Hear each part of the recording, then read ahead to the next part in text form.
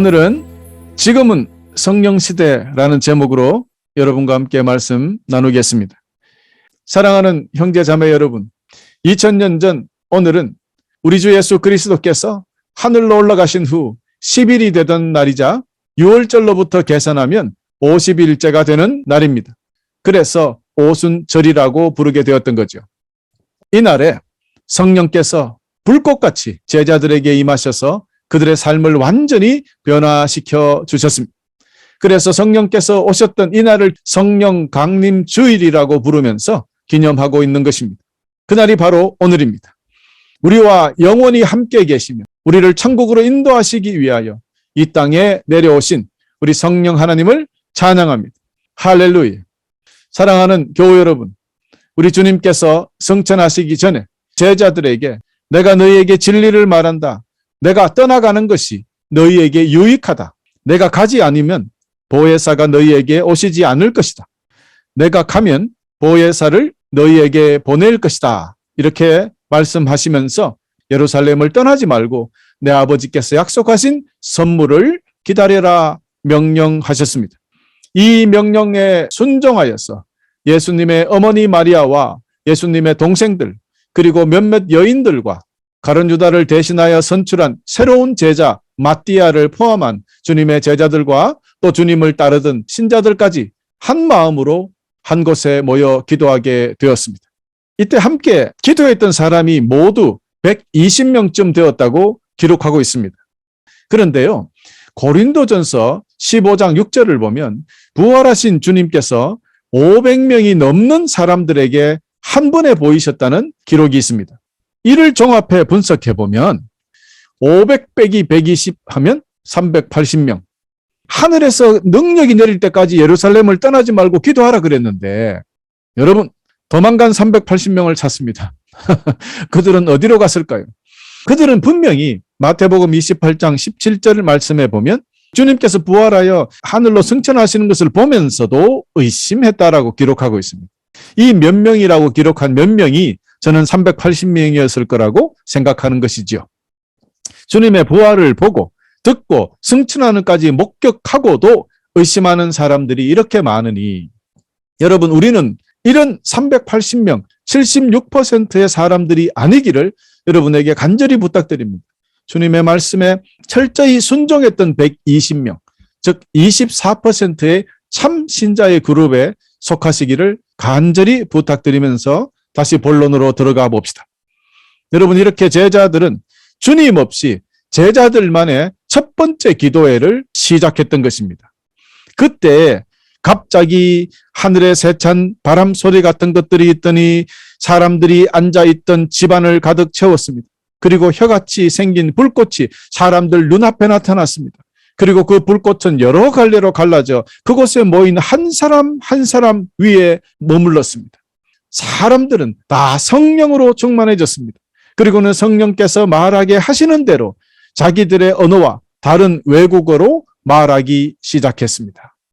여러분, 주님께서 제자들에게 약속해 주셨던 성령님, 즉 우리 하나님 아버지께서 보내주신 가장 귀중한 선물 되시는 그 성령님께서 이렇게 오셨던 것입니다. 할렐루야. 사랑하는 교회 여러분, 육신을 입으셨던 예수님은 다시 하늘로 올라가시고 하나님의 영 되시고 예수님의 영 되시는 성령님께서 이 세상에 오셨던 것입니다. 이는 즉 성령님께서 예수님의 지상 사역에 대한 바톤 타치하신 거죠. 근무교대하신 것이라고 볼 수 있는 것입니다. 오순절날에 성령께서 공식적으로 자신을 세상에 드러내셨던 것입니다. 성령님께서 통치하시는 성령시대가 시작되었다는 것을 선포하는 것입니다. 사랑하는 교회 여러분, 이렇게 성령님께서는 주님을 굳게 믿으며 주님을 사랑하며 그분의 말씀에 철저히 순종하는 자들에게 임하셨습니다. 그런데요, 성령님께서 예수님의 제자들 120명에게 찾아오신 이유가 무엇일까요? 여러분, 사실 우리 사람들이 이것을 잘 모르거나 오해했기 때문에 성령님을 이해하지 못하게 되고 그의 능력을 받지 못하는 것입니다. 여러분을 위하여 성령님께서 이 세상에 찾아오신 그 이유와 목적을 7가지로 함축해서 말씀드려 보겠습니다. 첫 번째, 성령께서 오신 이유가 testify of Jesus, 예수 그리스도에 대해서 증거하시기 위해서, 증언하시기 위해서 오셨습니다. 그렇습니다. 사실 우리 주님의 부활과 주님에 대한 모든 증언을 하시는 분은 사실은 우리가 아니라 성령님이십니다. 성령님 없이는 우리가 예수 그리스도를 증언하지 못한다는 것을 여러분 알아주십시오. 그러므로 우리가 성령을 받아야 올바로 예수님에 대해서 알고 예수님을 세상에 전하게 되는 것이 옳시다. 두 번째, convict the world. 세상의 잘못을 판결하시기 위하여 오셨다고 했습니다. 결국 우리가 회개하려면 성령님이 오셔야지 회개도 된다는 말입니다. 그러므로 여러분, 성령 받지 않으면 제대로 회개를 할 수가 없어요. 겉으로 드러나는 회개, 아마 물리적인 회개는 우리가 할 수 있어도 마음 깊숙이 숨어있는 그런 죄까지 모두 회개할 수는 없기 때문에 성령님의 도우심이 있어야 완전한 회개를 이룰 수 있다는 것을 여러분 꼭 기억해 주시기를 부탁드립니다. 세 번째는 성도님들의 내적으로 강함을 주시기 위해서 오셨습니다. 여러분, 이 힘든 세상을 이겨나가기 위해서는, 사탄의 공격에 승리하기 위해서는 성령님의 도우심이 필요합니다. 성령님의 능력을 받아야 이길 수 있습니다. 우리를 이 세상에 승리하며 살아갈 수 있도록 도우시기 위하여 성령께서 오셨다는 사실. 네 번째로, 성령께서는 우리를 진리 가운데로 인도하시고 우리에게 영적인 진리를, 즉 하나님의 진리를 전해주시기 위하여 성령께서 오셨습니다. 그렇습니다, 여러분. 성령님 자체가 진리라고 했습니다. 그러므로 성령 없이는 인간은 참된 진리를 찾을 수 없고 참된 삶을 살 수 없다는 뜻이 되겠습니다. 또한 성령님 없이는 영적인 진리를 얻을 수가 없기 때문에 성령님 없이 체험하는 영적인 것은 귀신입니다. 여러분 모두 그런 영들이 아니라 오직 참영이신 성령 하나님만 체험하시는 여러분 되시기를 주의 이름으로 선포합니다. 그리고 여러분, 예수 그리스도께 영광을 돌려드리기 위하여 오셨다 그랬습니다. 이는 곧 예배를 이야기합니다. 성령 받지 못하면 예배를 드릴 수도 없는 것입니다. 그러니 성령 받지 못하니 설교도 안 들리고 성경 읽어도 이해가 안 되고 예배를 드리려고 하니 자꾸 잡생각이 들고 모든 이유가 성령 때문이었습니다. 여러분, 성령이 여러분에게 임하시면 진실로 주님께 예배드릴 수 있다는 것입니다. 결국 우리가 드리는 이 예배는 성령께서 우리가 드리는 기도와 예배를 고스란히 받아서 하나님께 전달해주는 역할을 하신다고 설명을 했습니다. 그러므로 기도도 감사도 예배도 우리 성령 하나님 없이는 아무것도 되지 않는다는 것이죠. 여섯 번째로, 하나님의 사랑이 넘쳐나게 하기 위해서 성령께서 오셨다는 것입니다. 그러므로 우리가 성령님을 받지 못한다면 하나님의 사랑이 넘칠 수 없다는 것입니다. 하나님의 사랑을 온 세상에 전하기 위해서는 성령께서 우리와 함께 해주셔야 한다는 뜻이 되는 것입니다. 일곱 번째는 우리들의 거룩함을 위하여 오셨다 그랬습니다. 거룩함은 거듭남과 연결되어 있죠. 주님께서 성령님을 보내셔서 우리가 회개할 수 있고 그래서 우리가 거룩해질 수 있도록 우리를 인도해 주셨다는 것입니다. 그러므로 성령님의 도움 없이는 우리는 거듭날 수도 없고 거룩해질 수도 없다는 사실.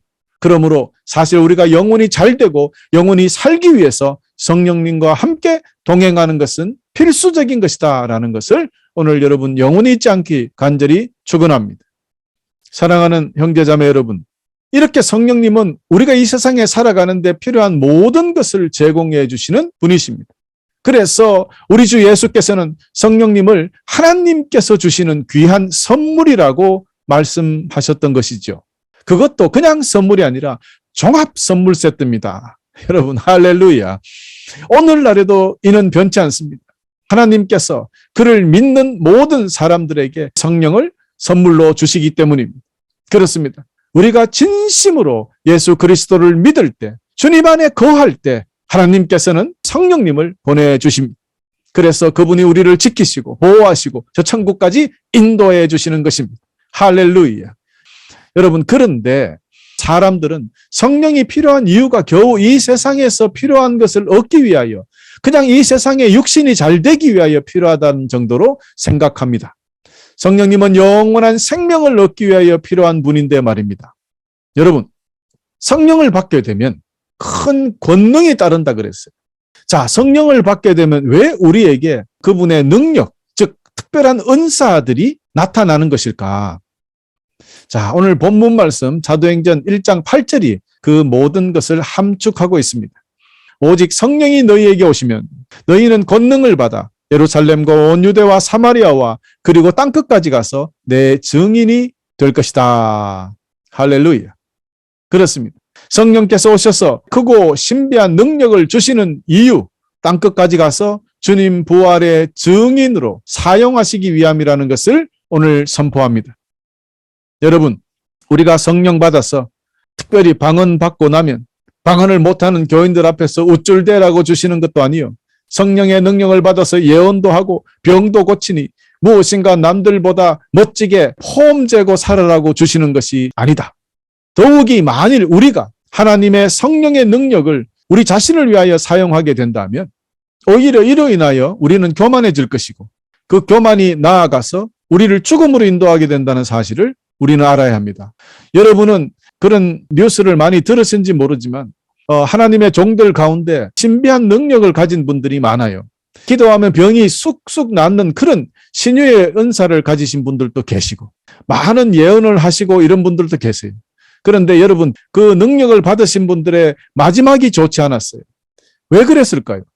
성령의 능력으로 자기가 교만해져 버리면 결국 망하고 마는 거예요. 그러므로 성령 주시옵소서, 그 속에는 하나님 나에게 은사를 주셔서 내가 주님의 복음을 들고 온 세상에 나아가겠습니다. 주님의 사역을 감당하겠습니다. 이것이 같이 포함되어 있는 기도라는 사실을 기억하시길 바랍니다. 참 희한한 사람도 있더라고요. 한국에 어떤 유튜브를 보니까 아직도 방언 못하는 사람이 있습니까? 손 들어보세요. 제가 지금 제 따라 하십시오. 그리고 자기가 뭐라고 이야기해요. 그러면 방언이 되죠? 자, 방언 터졌습니다. 할렐루야. 술 먹고 와도 술 취한 사람도 방언 받아요. 이런 말을 그 유튜브에서 그냥 그렇게 하고 있어요. 여러분, 방언이 무슨 내놔라 그러면 하나님은 그냥 주십니까? 여러분이 복음 전할 마음이 조금도 없는데 방언 받아서 뭐 합니까? 뭐하러 예언합니까? 여러분, 예언하는 권사들, 집사들이 모여가 밤마다 기도하더만 아이고 어느 집사 어디에다가 가게 거기 열면 망한대. 저쪽에 열으라고. 이런 게 예언인 줄 알아요. 그렇게 하다가 그 사람들만 망한 게 아니에요. 교회 전체가 없어졌어요. 여러분, 이런 위험한 일이 있습니다. 부활의 증인이 되어서 복음을 선포하려면 수많은 어려움과 고통과 수고와 순교까지 감당해야 하기 때문에 신비한 하늘의 능력이 절실히 필요했다는 것 아닙니까? 그래서 이를 잘 아시는 주님께서 하늘의 힘, 특별한 능력, 이 능력의 근원 되시는 성령님을 보내주셨다는 거예요. 그것을 이용하여 주님의 복음을 전하는 데 사용하라는 뜻이었습니다. 여러분 보세요. 사도들과 함께 첫 기도회 중에 성령께서 그들에게 오셨습니다. 성령님의 큰 능력을 받은 제자들에게 어떤 일이 일어났다고 읽었습니까? 새로운 언어가, 즉 방언의 기적이 일어났습니다. 그들이 배우지도 않은 새로운 언어를 말하기 시작했던 것입니다. 그렇죠? 제자들이 처음 예언한 것도 아니요. 성령 받자마자 병든 자를 고친 것도 아니요. 죽은 자를 살리는 그런 기적을 드러낸 것이 아니라 첫 번째 성령 받고 행한 기적은 새로운 언어를 말하는 것이었습니다. 이런 방언을 가지고 베드로는 설교 한 번에 3,000명을 전도하는 놀라운 기적을 일으켰던 것이죠. 그러니까 여러분, 첫 번째 기적이 바로 방언이었다는 것은 결국 성령께서 임하시는 가장 중요한 목적이 바로 복음을 전하기 위함이었다는 사실입니다. 부활하신 주님을 증거하기 위하였다는 것입니다. 이렇게 성령님은 오순절날 교회가 탄생되게 만드셨습니다. 지금까지 경험해보지 못한 새로운 시대, 성령 시대가 열리면서 교회 시대도 함께 열렸다는 뜻이 되겠습니다. 그렇습니다. 성령님을 통한 첫 번째 기적은 복음 선포요, 영혼 구원이었습니다. 그분의 능력으로 신비한 입을 열어서 언어가 다른 온 세상 백성들에게도 그 부활의 증인이 되는 복음을 전하게 하시기 위하여 새로운 능력을 주셨던 것입니다. 여러분 중에 혹시 방언의 은사를 받으신 성도님들은 그저 혼자 앉아서 기도하라고 주신 것만은 아니다. 물론 방언 기도가 참 필요할 때가 많습니다. 그러나 그것만 하고 앉아서 교회에 있으라고 주님께서 방언의 은사를 주신 것이 아니에요. 복음을 전하는 데 쓰지 못하는 방언은 뭐하러 받습니까? 여러분, 그 방언의 능력을 가지고 담대히 나가서 복음 전하는 여러분이 되시기를 바랍니다. 여러분 혹시 또 그러면 방언의 은사를 못 받으면 복음 전할 수 없는가? 그런 거 아닙니다. 여러분, 방언의 핵심은 복음을 전하기 위한 것이다. 즉 더 넓게 이야기하면 성령의 능력은 복음을 전하기 위한 것이다. 두 번째 중요한 것이 성령 은사를 받은 성도들이 모여서 교회를 이루었다는 사실. 여러분 여기에 주목해야 합니다. 주님께서는 3년 6개월 동안 주님을 따라다녔던 수많은 사람들의 모임을 교회라고 부르지 않았습니다. 교회는 오직 성령께서 이 세상에 오신 후 성령 받고 변화받은 성도들이 모여서 함께 기도하고 예배드리고 복음 전파하기 시작한 그런 거룩한 모임이 교회였다는 것을 여러분 꼭 기억해야 됩니다. 성령 받기 전에 제자들은 주님의 가르침을 받았습니다. 그들은 3년 동안 주님으로부터 성경 공부를 또 실습까지 다 거쳤습니다. 그러나 그들은 주님의 십자가 앞에서 모두 배신하고 도망가 버렸습니다. 다시 말해서 성경 공부 열심히 했다고 해서 교회에 열심히 와서 무슨 교육을 받았다고 해서 성공할 수 없다는 겁니다. 성령 받지 못하면 언젠가는 실패하고 만다는 것입니다. 그러나 여러분 성령 받은 제자들 완전히 달라졌지 않습니까? 하늘에서 내려온 성령의 권능, 성령께서 주시는 큰 능력, 그들이 그 능력을 받지 못했다면 어떻게 한 번도 배워보지 못한 나라의 말을, 그 언어를 가지고 복음을 전할 수 있었겠습니까? 성령의 능력이 그들에게 임하지 않았다면 성도들이 어떻게 전 재산을 내어놓고 서로 공동으로 사용하고 필요한 사람에게 그저 나누어 줄 수 있었겠습니까? 성령의 능력 없이 어떻게 이런 공동체를 만들 수 있었겠습니까, 여러분? 성령의 능력이 없었다면 찬양과 기도와 말씀을 나누는 예배를 드릴 수 있었겠습니까? 성령의 큰 능력이 그들과 함께하지 않았다면 어떻게 그 수많은 순교의 피가 온 세상에 뿌려질 수 있었겠습니까? 그리고 그 성령님의 권능이 없었다면 주님의 부활의 복음이 어떻게 지금 저와 여러분에게까지 전해질 수 있었겠습니까? 그렇습니다, 여러분. 이렇게 처음 교회는 성령받아 거듭난 참 성도들이 모여서 서로 사랑하며 주님께 예배드리고 전도하며 하나님의 나라를 이 땅에 세워나갔기 때문에, 교회를 세워나갔기 때문에 오늘 저와 여러분이 복음을 접할 수 있게 된 것입니다. 그런데 작금의 교회는 어떠합니까? 몇 년 전 크리스천 리뷰 잡지에 보면 요즘 교회 교인들 중에 85%가 넘는 사람들이 거듭나지 못한, 성령 받지 못한 사람들이라고 합니다. 여러분, 처음 교회는 성령 받은 성도들로 이루어졌죠. 그러니 처음 교회와 비교해 보면 지금은 달라도 너무 다릅니다. 이는 얼마나 부끄러운 일입니까? 교회에 성령 받은 자들이 모여야죠. 성령 받지 않은 자가 교회에 왔으면 최대한 빠른 시간에 성령 충만한 그런 참 성도로 바뀌어야죠. 아마도 성령 받은 성도들이 이렇게 적으니까 교회 안에 수많은 문제들이 일어나는 것 아닐까요? 어떤 목사와 1년에 5억을 받았답니다. 봉급을. 아무리 큰 교회, 한국교회입니다. 교회 재정이 부족하다니까 아니 목사가 교회에다가 돈을 빌려주고 이자를 받았답니다. 여러분, 이런 일이 왜 일어납니까? 왜 그럴까요? 성령 받지 못해서 그래요. 그런데 그런 목사가 기적을 막 베풉니다. 왜요? 가짜 성령이니까요. 귀신 들린 거죠, 그게. 이런 일이 교회에 있으니까요. 성령 받지 못한 85%의 지도자나 성도들이 어떻게 복음을 제대로 전하겠습니까? 어떻게 주님을 사랑하며 그 사랑으로 어떻게 이웃을 사랑하겠습니까? 어떻게 성령 받지 못한 자가 천국의 일을 할 수 있겠습니까? 성령 받지 못한 사람들은 결국 하나님 나라를 이 땅에 세우는 데 관심이 없고 자기가 잘 되는 것에 관심이 많잖아요. 그러니 교회를 세상처럼 바꾸어 가버리는 것입니다. 이를 교회의 세속화라고 합니다. 여러분, 무서운 일입니다. 교회가 아니라 커뮤니티로 만들어 가버리는 거죠. 이 모든 것을 처음 교회와 같이 뜨겁게 능력 있는 교회로 회복시키려면 하늘에서 내려오는 가장 귀한 하나님의 선물인 성령님을 받아야 되는 것입니다. 이 방법밖에 없어요. 참된 교회가 되는 방법은 성령밖에 없습니다. 그래서 제가 어떤 교우에게 성령 받아야 된다고 교회에 일하기 전에 적어도 사도행전 1장에서 3장까지만 읽어보고 그때 내하고 같이 일하자 했더니 교회를 안 나와버려요.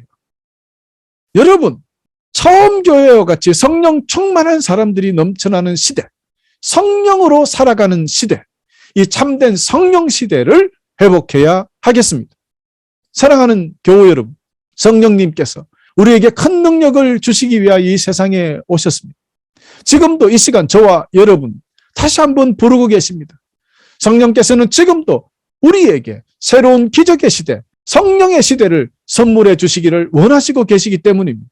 그러므로 여러분 모두 오늘 이 시간 지금 오셔서 부르시고 계시는 그 소리에 귀를 기울이시고 성령님 오늘 제 삶에 오시옵소서 나를 축원하여 주시옵소서 응답하시기를 간절히 축원합니다. 그리하여 여러분 모두가 우리 성령으로 인하여 우리 모든 죄를 깨닫고 회개하고 빛 가운데로 진리 가운데로 나아가서 우리의 삶 전체가 주님께 영광이 되고 또한 우리 모두가 성령께서 주시는 기적과 능력으로 부활의 증인이 되어서 담대하게 천국의 복음을 전하며 하나님의 나라를 이 땅에 세우는 데 부족함이 없는 성도들이 되어야 하겠습니다. 사랑하는 교회 여러분, 성령님을 우리 삶에 모심으로 여러분 모두 날마다 새롭고 놀라운 기적들을 체험하면서 감사와 기쁨으로 성령 시대를 다시 열어가시기를 간절히 축원하면서 2022년 성령 강림 주일 말씀을 마치겠습니다.